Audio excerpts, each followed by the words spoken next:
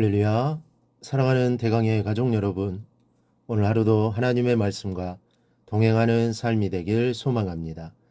오늘 함께 나눌 하나님의 말씀은 마태복음 18장 21절에서 22절 말씀입니다. 그때 베드로가 나와 이르되 주의 형제가 내게 죄를 범하면 몇 번이나 용서하여 주리이까? 7번까지 하오리이까? 예수께서 이르시되 내게 이르노니 7번뿐 아니라 7번을 70번까지라도 할지니라.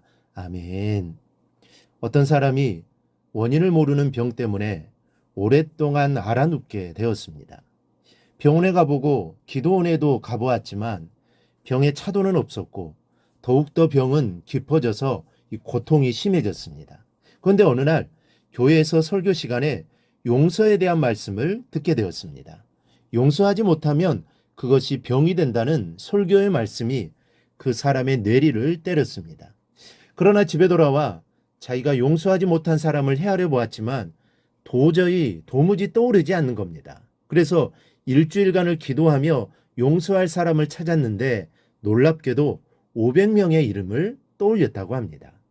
그 500명을 기억하고 있는 것이 바로 마음의 병을 만들었습니다. 그래서 그는 그 500명을 일일이 생각하며 하나하나 용서하면서 자신의 건강도 찾았다고 합니다. 이렇게 마음에 맺혀 있는 것이 병으로 나타나는 것을 우리는 자주 보게 됩니다. 그것을 정신과적인 병 또는 심리적인 병이라고 하는데, 인간은 다른 사람을 용서함으로써 정신도 육체도 건강해진다는 사실을 여기에서 알 수가 있습니다. 또한 용서는 개인뿐만 아니라 공동체도 건강하게 해줍니다. 용서가 인색하면 인간관계의 유대가 깨어지고 결국 공동체 자체가 위태롭게 되는 것입니다. 생각해 보십시오. 서로 용서하지 못해 원수가 되는 경우가 얼마나 많습니까? 심지어는 가족끼리도 서로 오해를 풀지 못하고 용서하지 못해 오랜 세월을 남남처럼 사는 경우도 있습니다.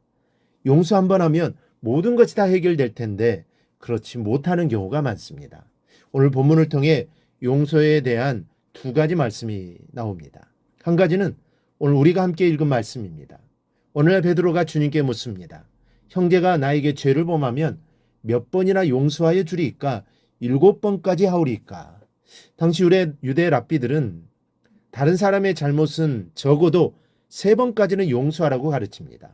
이 랍비 요셉 벤 예후다는 사람이 한 번 과실을 범하면 용서된다.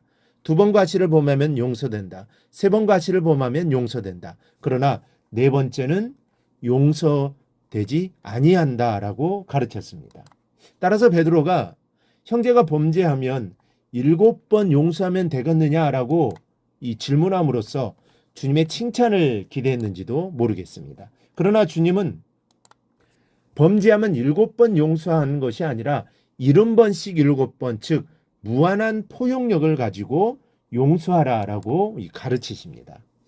참으로 주님의 용서에 대한 가르침은 당시 랍비들에게나 칭찬을 기대했을 법한 베드로의 생각을 뛰어넘는 파격적인 것이었습니다. 물론 이와 같은 끊임없는 용서는 인간 스스로의 본성과 의지로는 이게 불가능합니다.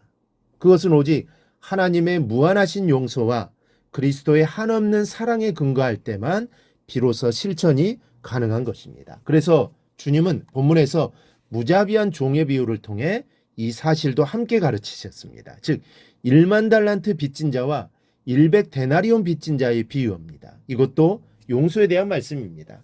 우리는 이 말씀을 접할 때마다 마음속으로 불편한 마음과 분노가 솟구쳐 오를 때가 많습니다.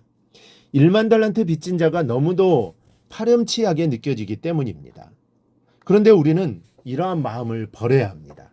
왜냐하면 하나님 앞에서 내 죄인된 모습을 깨달아 갈수록 꼭 1만 달란트 빚진 자가 나의 모습처럼 느껴져 부끄럽기 때문입니다.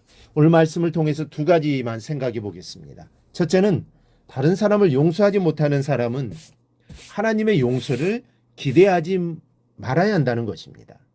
우리는 가끔 내 눈에 흙이 들어가기 전에는 절대로 용서할 수 없다고 말하곤 합니다. 그러나 그럴 때 잠깐 자기 자신을 돌아보십시오. 우리도 하나님 앞에서는 도무지 용서받을 수 없는 사람들이었습니다. 그런데 우리는 용서받을 수 없는 그 죄를 용서받은 자들입니다. 그렇다면 당연히 우리도 용서해야 합니다. 여러분, 용서를 베푼 사람만이 용서받을 자격이 있는 것입니다. 그래서 예수님도 우리에게 기도를 가르쳐 주시면서 우리가 우리에게 죄 지은 자를 사하여 준 것 같이 우리 죄를 사하여 주시옵고라고 기도하라고 말씀하신 겁니다. 그러니 서로 용서하며 살아야 합니다.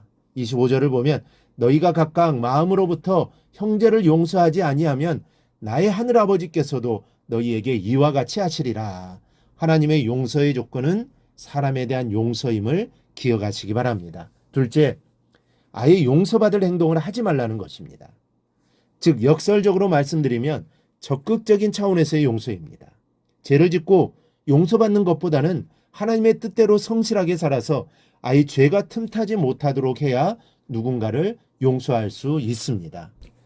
내가 용서받아야 할 죄를 자꾸 짓는다면 언제 누구를 용서할 수 있겠습니까? 그러니 적극적으로 용서하는 삶을 살기 위해서는 죄를 멀리하고 예수님의 삶을 본받아 사는 삶을 살아야 합니다. 여러분들이 용서해야 할 사람이 있습니까? 기도하는 중에 헤아려 보십시오. 그리고 용서하십시오. 내가 억울하게 한 사람이 있습니까?